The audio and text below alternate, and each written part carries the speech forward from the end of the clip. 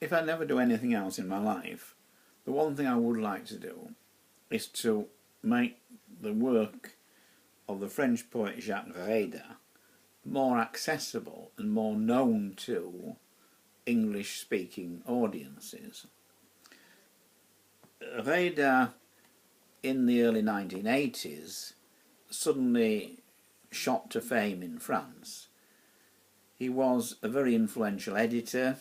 He edited the NRF, the Nouvelle Revue Française, France's leading literary magazine. He was a well-known jazz critic, and he produced 3 small collections of poems in the early 1980s which heralded something known as the new lyricism in French poetry. Lyricism is not something which in the English, when I say English I mean English speaking world, including the USA, lyricism is not something which is enjoyed, or let's say it is not something which is celebrated, and almost it has become an extinct species.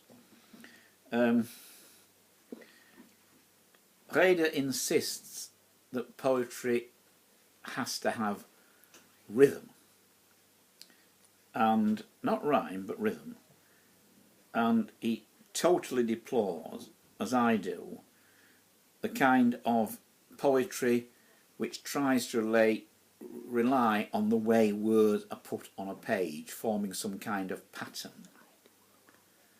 And the more I read Reda, the more I find to read in him. The earliest translation of Reda into English is Treading Lightly, selected poems 1961 to 1975, translated by Jenny Feldman and published by A. Anvil. And these poems are incredibly powerful, and this is one of the most powerful, and I'll read it first in English and then in French. It is called The Door. But still, this is how it is. You see, through the swing door, a light coming closer that wavers then goes out. Often the waiting drags on. And who is there to smile at, alone in silence? Nobody. And who would answer us from far off if we shouted out? Nobody again. One day you think you're dreaming, the next dying, and it really is a dream, and it's also death. Sometimes 2 greyhounds come by, shy and rather anxious, with an air of knowing all about life's meaning. Just then the door stops swinging, and you're up shouting more loudly in the blackness, or else clarity sets in and at last you make out, for a moment, something you can't say or understand. The rhythm, of course, is unfortunately lost in the translation, but here is the original poem. La porte. Et pourtant c'est ainsi, l'on voit par la porte battante une lumière qui s'approche, hésite, puis s'éteint. Souvent l'attente se prolonge, et seul à qui sourire en silence, personne, et qui nous répondrait de loin si l'on criait. Personne encore. Un jour, on croit réveil, un autre jour mourir. Et vraiment c'est un songe, et c'est aussi la mort.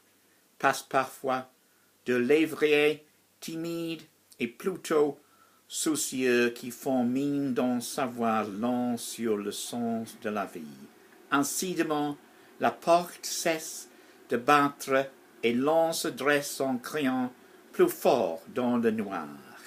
Ou bien la clarté s'établit et l'on distingue enfin, pour un instant, ce qu'on ne peut pas dire ni comprendre. Further poems from these early collections were included in a more recent publication from Anvil, Into the Deep Street, 7 Modern French Poets, 1938-2008, again mainly translated by Jenny Fellman, with some work from Stephen Romer, another well-known translator. Both Romer and Fellman are poets, but the real gift is, I think, for translation. Unfortunately, translators don't always make good poets, and good poets don't always make translators, and this is a problem. This is another poem from these early collections, Prayer of a Passerby. Because you offer consolation, God of metamorphoses, see the chaotic sameness of living, and how I'm weary. I wish I could become a stone, and muse upon your glory darkly, like the musing of slate or charcoal, or else shape me after that wing of space that barely quivers on rooftops and along facades, as evening shows me the mute affability of houses. But don't let me, between the road and the clouds, hit my head against the blue steppe. Smash it, scatter it over your gentleness of slate and horizon. And in French, Prière d'un passant. Toi qui peux consoler, Dieu des métamorphoses, vois le désordre uniforme de vivre, et comme je suis là, je voudrais devenir une pierre et rêver ta gloire obscurément, comme rêve l'ardoise et le charbon. Ou bien fais-toi semblable à cette aile d'espace qui vibre à peine sur les toits et le long des façades quand le soir m'ouvre l'amitié muette des maisons.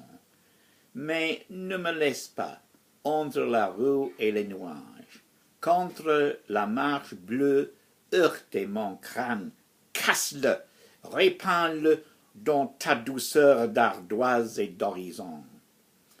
It's interesting that Reda uses the image of slate. Slate is very important to his near contemporary Pierre Revedy. Revedy is probably one of his most important collections. Is roof tiles, the same word, which is ardoise, and one senses in both of these writers a derivation from an earlier and much more famous poet, Paul Valéry. Another interesting collection which brings in Reda is David Kelly and Jean Calfas' The New French Poetry, published by Bloodaxe. This series, unfortunately, was truncated. Several volumes were brought out, and then suddenly they stopped. I think this is because French poetry is no longer popular in English audiences, and of the ones that were brought out, Yves Bonnefoy, I think, is someone with a grossly inflated reputation, as is René Char, whose work seems to me that clearly of a schizophrenic, not of a poet. Quite why the literary world was taken in by this, I don't know. Michaud, again, and César, Jacquetet, Fresno, and Éluard. These to me are not... I've read all these poets in French and in English translations, and to me these are not major poets, and it's very unfortunate that they were given such publicity. Instead of bringing out a full-length translation of Reda, all we have here is one series of 12 poems from Un calendrier élégiaque, which is an elegiac calendar, published by Fata Morgana in 1990.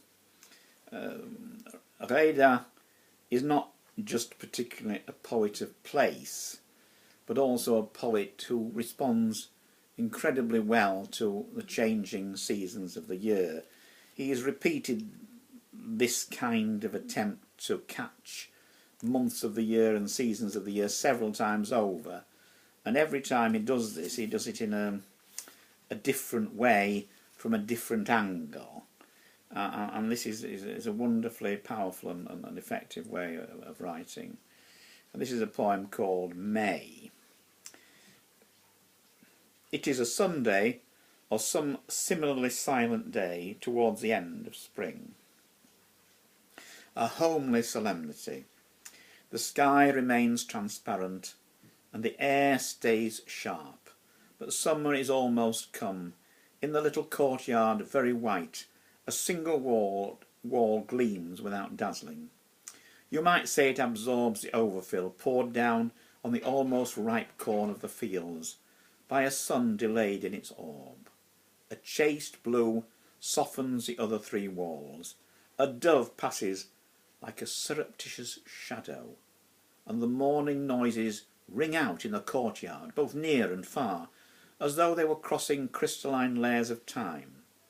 You hear, for example, the ringing of a bowl or the clattering of the handle of a pail, and then a hammer hitting a nail.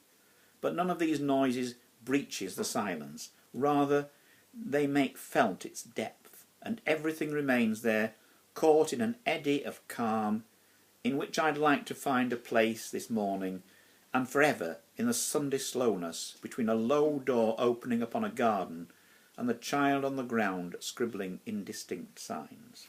And in French, Mai, c'est un dimanche, ou quelques jours pareils pour la science à la fin du printemps. Une solennité familière, le ciel garde une transparence et l'air une fraîcheur. Mais c'est presque l'été, dans la petite cour très blanche, un seul côté brille sans éblouir. On dirait qu'il absorbe le trop-plein qu'un soleil retenu sur son orbe déverse dans des champs aux épis presque mûrs. Un bleu chaste adoucit chacun des autres murs.